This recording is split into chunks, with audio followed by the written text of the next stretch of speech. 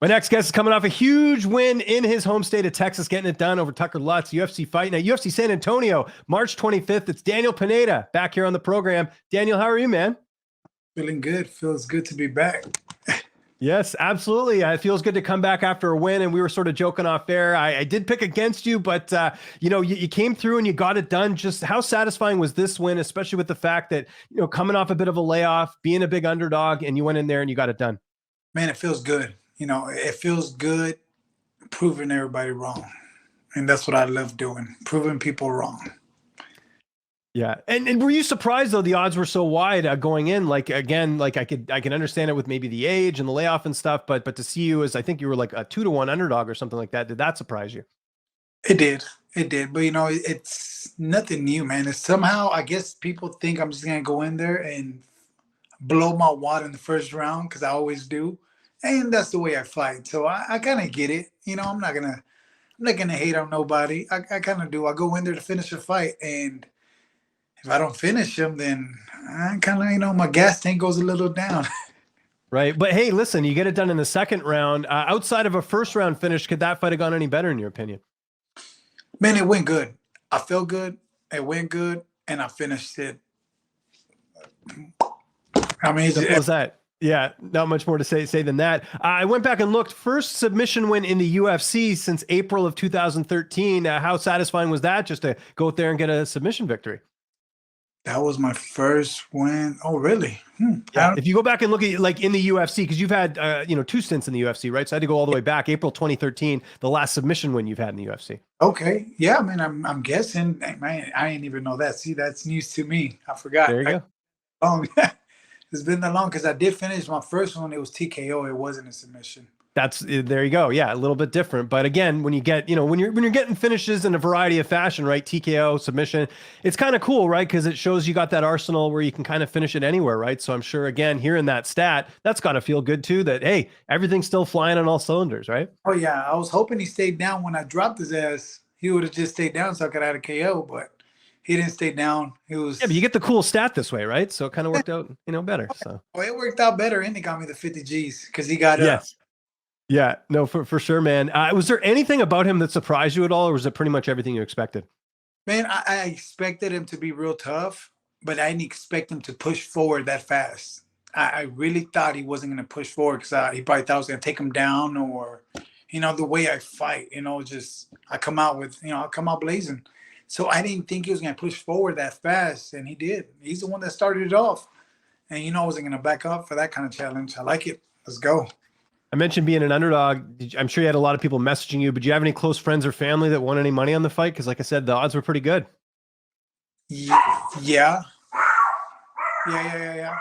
As I'm saying that, the dog's barking, right? Kind of poetic, right? Being an underdog. So, but he thinks he's a pit bull. But now, yeah, man, I had a lot of people bet. A lot of my friends and stuff from the gym. You know what I'm saying? I didn't bet. Well, obviously, yeah. I know. No, you can't now. I mean, but okay, let's talk about that. Yeah. I think it's kind of fucked up that we can't bet if we're betting on ourselves. I agree. Yeah, I completely agree. If you're betting on yourself to win, let's be clear about that. If you're betting on yourself to lose, that's a big issue. But I agree because I think that again, and we've had this happen before where Justin James, used to be in the UFC, bet on his entire person himself. He lost it, but that should still be a personal choice. I think whatever happened with that fighter and everything else, that's its own thing. But that's, as far as like betting on yourself, I don't think there should be an issue with that either. I'm with you there. Yeah, I don't think there should be an issue because, see, like I said, I'm a gambling man. You know what I'm saying? I used to gamble all the time on me. Every time I was in Vegas, I'll take 5,000 to 10,000. I'll be like, put it on myself. You know what I'm saying? Yeah. And use it, cool. If I don't, you know what I'm saying? That's just much better. Because we got faith in ourselves that we're going to win. So I think they should let us bet on ourselves, but don't bet against our. I mean, that's fucked up. If I go in there and bet against myself, I should go to jail for that shit. Well, yeah, or if your coach bets against you or something like that, right? Like it should be they should say, hey, you can bet, but you can't bet against something else. Although I guess the problem with that too is then they have like, how do you monitor that, right? Would they have to go like you'd have to figure out what sports book you're using or something? I think that's maybe why they've decided to just ban it altogether because I think it would be tough to track that, right? That is true. It's so much. Not that I'm And trying to be a downer, because I do think you guys should be allowed to bet. That's all I'm saying. I'm just thinking it would oh, be tough to figure that out. So it would. I think it would, but I still think we should be able to bet. yeah, no. Hey, listen, you're speaking to the choir here. So you mentioned the bonus. What are you going to be doing with the money, man? That's a lot of cash, right? Man, I haven't fought in 2 years, man. I'm gonna put that in the bank, pay some bills, and take my family on a little vacation, man. Nice. They've been putting up on my attitude for a long time. All this cut that I was doing with this weight cut, so yeah, I'm gonna take them out, and enjoy. Take them. Any places in mind as far as a vacation?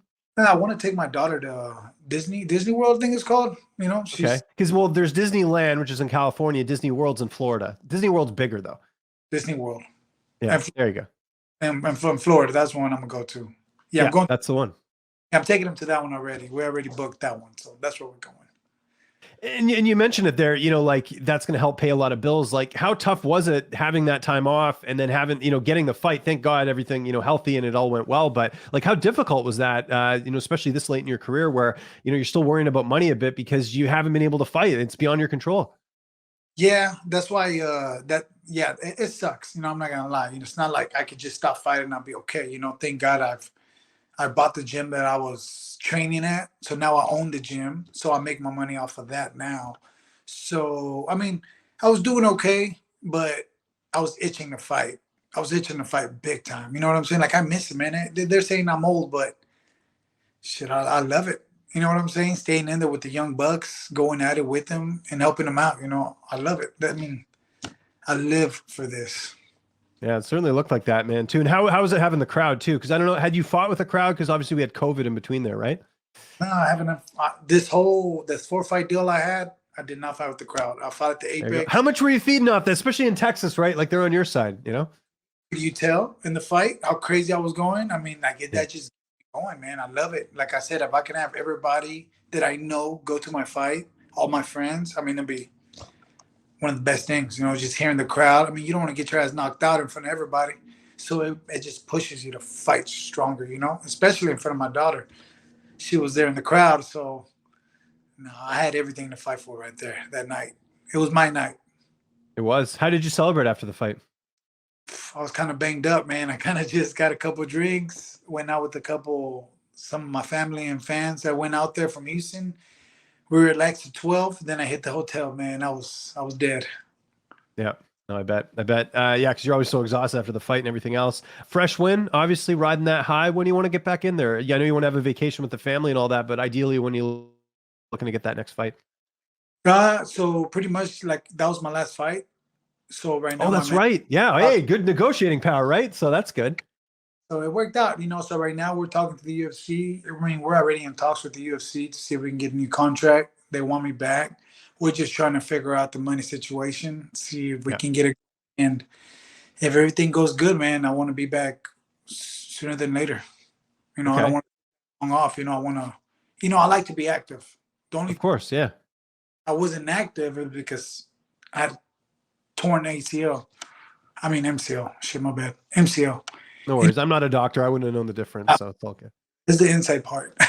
Yeah, exactly. Yeah, I know what you mean. Then I tore half. So it's like that's the only reason that I've been out for so long, but now I'm back.